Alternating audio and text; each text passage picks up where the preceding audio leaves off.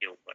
Income demand जिसे मैंने अभी बताया। अब अगर कंज्यूमर की इनकम कम है तो डिमांड भी कम होगी। क्योंकि देखो मेरे को 10 चीज़ें लेके क्या फ़ायदा है, ठीक है? नॉर्मली अगर हम बात करें ना, मेरे को चाहिए एक चीज़, मेरे को सस्ती मिल रही है, चाहे महँगी मिल रही है, जब मेरे को पता है कि मैंने लेनी एक चीज़ है, ठीक है?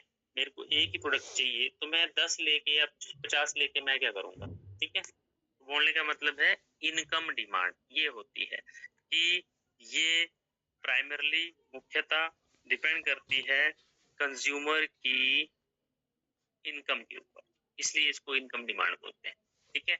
और वो क्या है, ठीक है? जो होती है वो एक्चुअल में होती तो वो डायरेक्ट डिमांड की अकॉर्डिंग है, ठीक है? मगर उसमें फैक्टर ऑफ कॉस्ट इंक्लूड कर दिया जाता है। अब फैक्टर ऑफ कॉस्ट क्या है, ये हमने पहले भी डिस्कस किया था, ठीक है? फैक्टर ऑफ कॉस्ट का मतलब होता है कि जितनी भी किसी प्रोडक्ट को बनाने के लिए खर्चा लगा है, वो उसमें इंक्लूड हो जाता है और वो डिराइव करके आता है। डिराइव करने का मतलब ये है कि वो सीधा एक्चुअल में जब मार्केट में वो चीज़ आती है, तो वो ऑलरेडी महँगी होती है, ठीक है? और उसका प्राइस डाउन नहीं होता। कई बार आपने देखा होगा ना कि कुछ चीज़ें ऐसी होती हैं उसमें मार्जिन नहीं होता है। बोलते हैं ना ये, क्या नाम दुकानदार बोलते हैं, है ना? कि भई ये तो मार्जिन नहीं है, ये तो प्रोडक्ट वैसे हैं, ये तो कंपनी के माल हैं, इसलिए इसमें जो है वो मार्जिन नहीं होता।